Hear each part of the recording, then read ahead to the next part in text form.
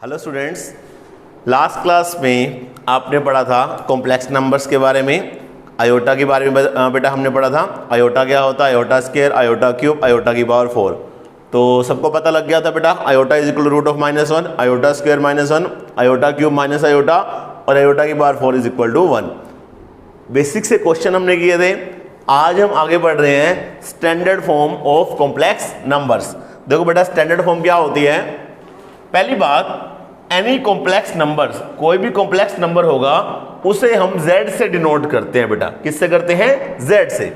तो let z be any complex number. z हमारे पास कोई कॉम्प्लेक्स नंबर है तो यूं लिख सकते हैं बेटा इसको, z बिलोंग टू c। यहां पे जो c है बेटा, c डिनोट करता है कॉम्प्लेक्स नंबर्स को। जैसे n natural number, w whole number, r real number, ऐसे ही जो c है वो डिनोट करता है कॉम्प्लेक्स नंबर को। अब स्टैंडर्ड फॉर्म क्या होती है बेटा? स्टैंडर्ड फॉर्म में हम कॉम्प्लेक्स नंबर को लिखते हैं z is equal to a plus iota b। ध्यान रखना बेटा, z is equal to a plus iota b। अब यहां पे हमारे पास कॉम्प्लेक्स नंबर के दो पार्ट होते हैं। एक होता है real part, that is called a, एक होता है imaginary part, that is called b। अब रियल पार्ट ऑफ z को हम लिखते हैं r e ब्रैकेट में z। इसे पढ़ते हैं रियल पार्ट ऑफ z, इसकी शॉर्ट फॉर्म है r e ब्रैकेट में z। और यहां पे रियल पार्ट है जो z का, वो सिर्फ a है बेटा यहां पे। अब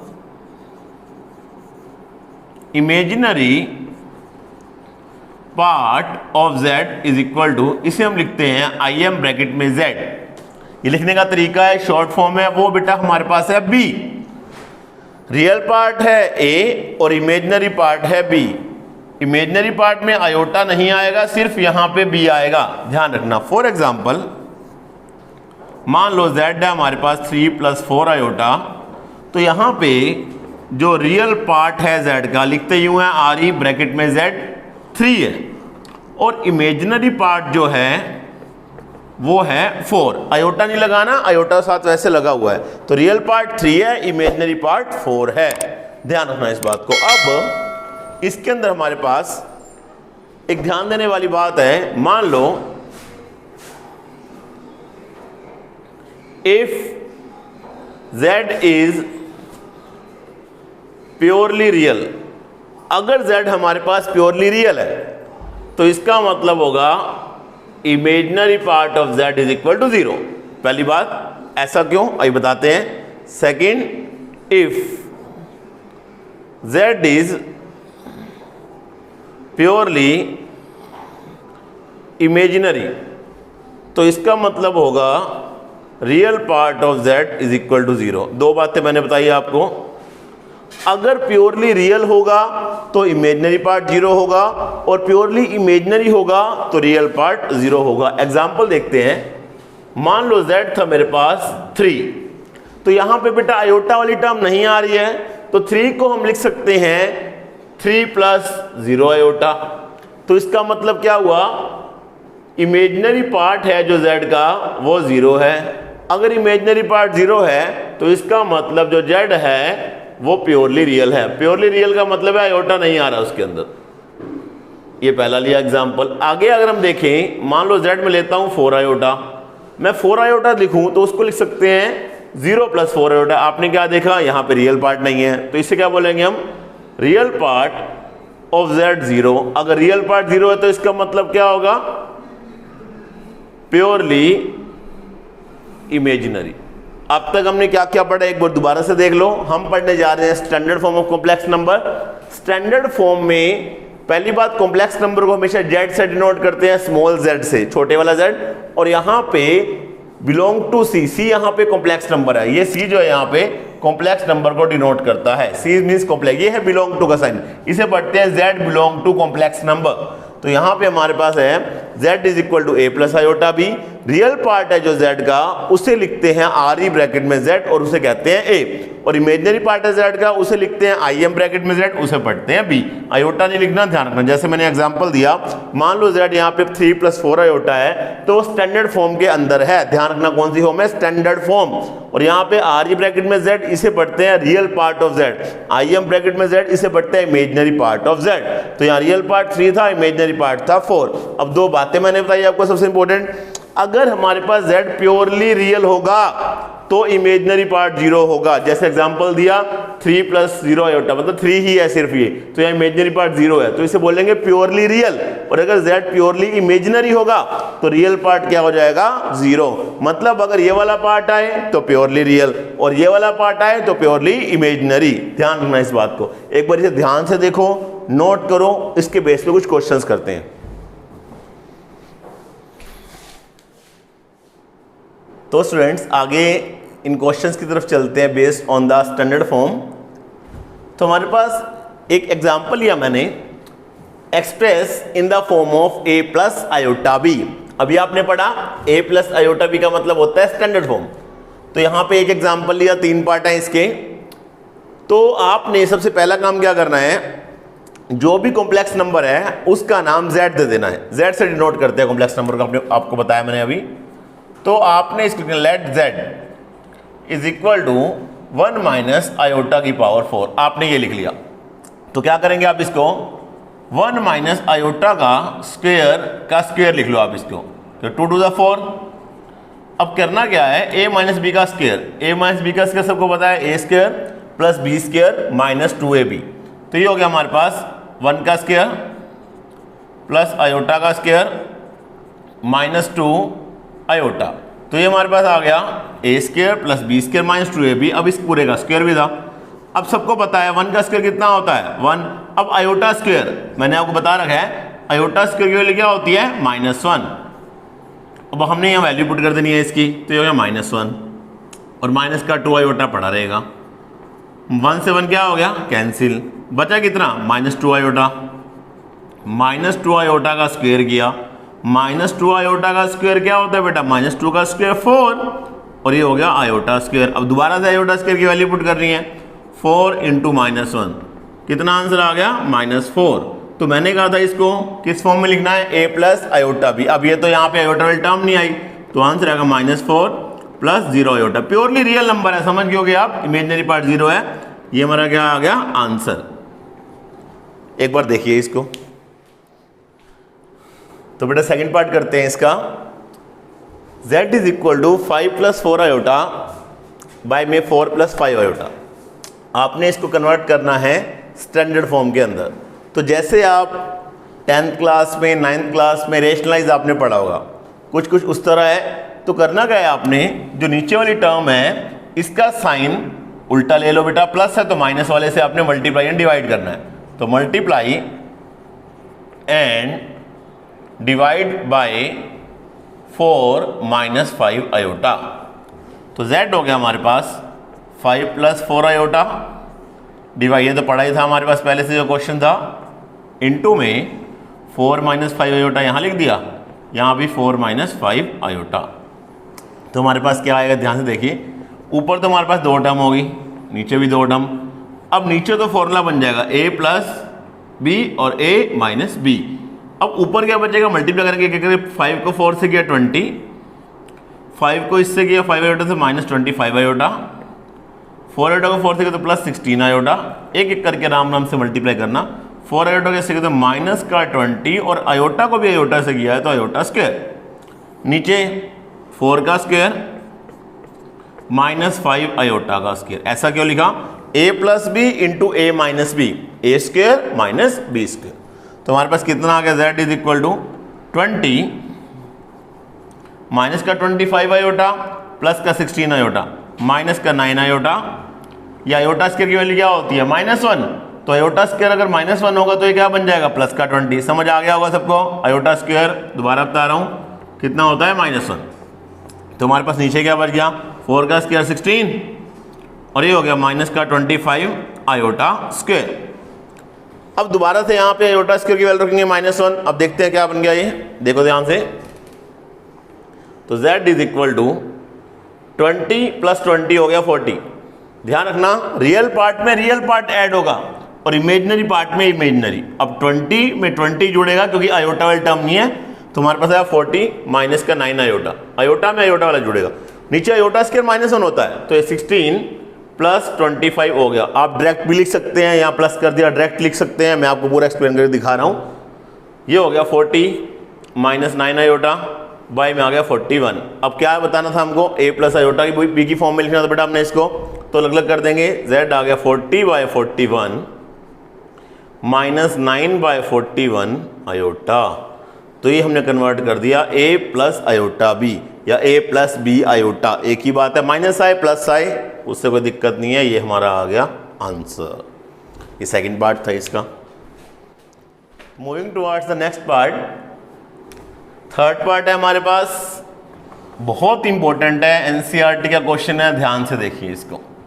z लिखा इसको मैंने -2 माइनस 1/3 आयोटा का होल क्यूब। अब सबसे पहले क्या करना है आपने, ये माइनस जब भी आए ना आपके पास, चाहे स्क्वायर हो चाहे क्यूब हो कुछ भी हो, तो माइनस आपने पहले कॉमन लेना है। पावर अगर ओड है, 3 है 5 है 7 है, तो आपने करना क्या है, माइनस बाहर आ जाएगा, ओड पावर है माइनस बाहर आएगा। इवन पावर हो 2 4 6 तो माइनस खत्म हो जाएगा, कि माइनस की पावर इवन हो तो प्लस बन जाता है वो। तो यहाँ पे पावर 3 है तो माइनस बाहर आया तो ये माइनस रहेगा, बिल्कुल रहेगा। तो ये 2 प्लस 1/3 आयोटा का होल क्यूब। अब सबको a प्लस बी का होल क्यूब आना चाहिए, सो a प्लस बी का whole cube, a cube plus b cube plus 3ab into a plus b। इसका हम यहाँ पे यूज करेंगे आइडेंटिटी का, तो हमारे पास z क्या बन गया, माइनस बाहर रहेगा 2 का क्यूब प्लस 1/3 आयोटा का होल क्यूब प्लस 3 इंटू में 3 इंटू में ए बी होता है 3 यानी कि 2 इंटू 1/3 आयोटा ब्रैकेट के अंदर 2 प्लस 1/3 आयोटा। समझ आया होगा सबको, a cube plus b cube plus 3ab into a plus b, ये 3 से 3 हो गया कैंसिल, तो z आ गया माइनस पड़ा रहे बाहर, 2 का क्यूब 8। अब यहाँ ध्यान से करना, 1 का क्यूब तो लिखेंगे नहीं, आयोटा का क्यूब हो गया ये हमारे पास, आयोटा का क्यूब, और नीचे 3 का क्यूब 27। ध्यान से यहाँ आ गया हमारे पास 2 आयोटा, ये हो गया 2 प्लस 1/3 आयोटा, ब्रैकेट हो गई क्लोज। अब आप सबको पता है कहीं पे भी आयोटा क्यूब आयोटा स्क्वायर है तो वैल्यू पुट कर देनी है हमने उसकी।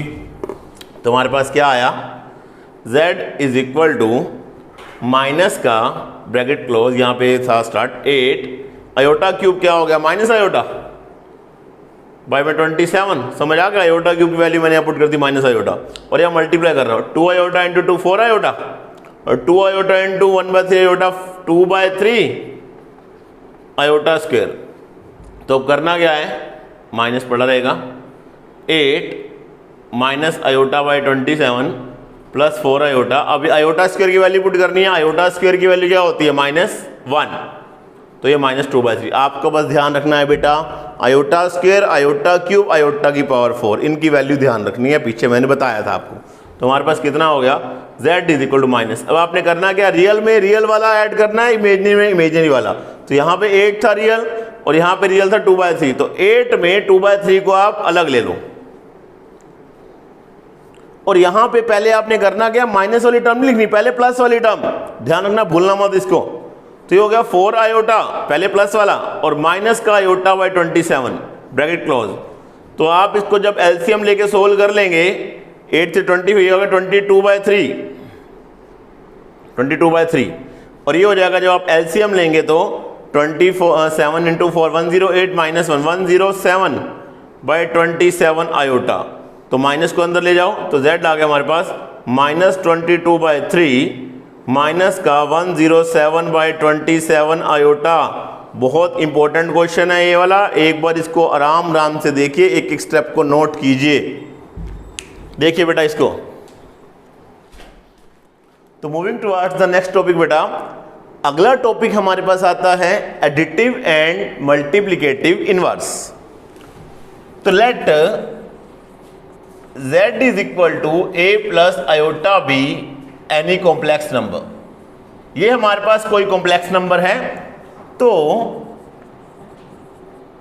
जो एडिटिव इनवर्स होता है z का, उसे हम लिखते हैं माइनस ऑफ z। मतलब जो भी z था उस पूरे का नेगेटिव कर दो, तो ये आया minus a minus iota b। So simple, जो हमें z दे रखा होगा उसका नेगेटिव कर दो। और अगली बात आती है हमारे पास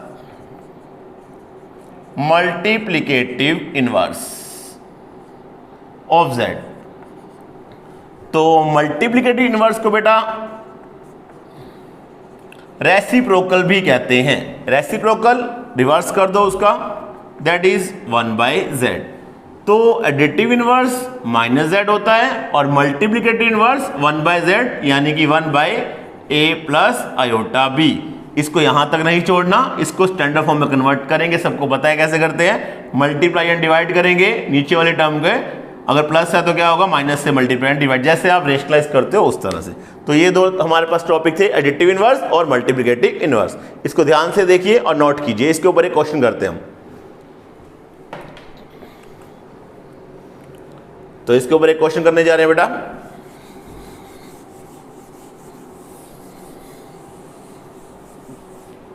मान लो हमारे पास था find additive and multiplicative inverse. किसका निकालना है आपने? मान लो z लिया मैंने 3 + 4 आयोटा, कोई भी एग्जांपल ले रहा हूं मैं आपको समझाने के लिए। तो हमारे पास फर्स्ट पार्ट था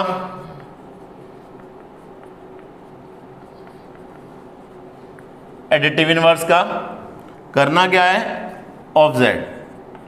तो माइनस कर दो उसका, -3 - 4 आयोटा। सो सिंपल, जो भी टर्म है इन दोनों टर्म्स को नेगेटिव कर दो। सेकंड पार्ट है हमारे पास मल्टीप्लिकेटिव इनवर्स ऑफ z। तो करना क्या है, इसका रेसिप्रोकल 1/3 + 4 आयोटा। अब इतना करने के बाद आपको इसको मल्टीप्लाई एंड डिवाइड भी करना है। 3 - 4 आयोटा थे, यहाँ भी 3 - 4 आयोटा, तो ये हो गया 3 - 4 आयोटा। नीचे आ गया a + b × a - b, 3 का स्क्वायर 9 - 16 आयोटा स्क्वायर। अब आयोटा स्क्वायर सबको पता क्या होता है, -1। तो ये हो गया 3 - 4 आयोटा, बाई में आयोटा स्क्वायर -1 है, सबको पता है। तो 9 + 16 हो गया ये, तो ये हो गया 25। पता सबको, बिकॉज आयोटा स्क्वायर कितना होता है, -1। तो हमारे पास आंसर आ गया 3/25 - 4/25 आयोटा। तो ये आ गया मल्टीप्लिकेटिव इनवर्स। सो सिंपल बेटा। इस टॉपिक के बाद आपको एक असाइनमेंट करनी है जो आपको अभी आगे मिल जाएगी, उसे आप नीचे डिस्क्रिप्शन बॉक्स से भी डाउनलोड कर सकते हैं। देखिए बेटा, आज के टॉपिक हमने पढ़े स्टैंडर्ड फॉर्म और एडिटिव एंड मल्टीप्लिकेटिव इनवर्स। अब इसके कुछ क्वेश्चंस करना, ठीक है बेटा।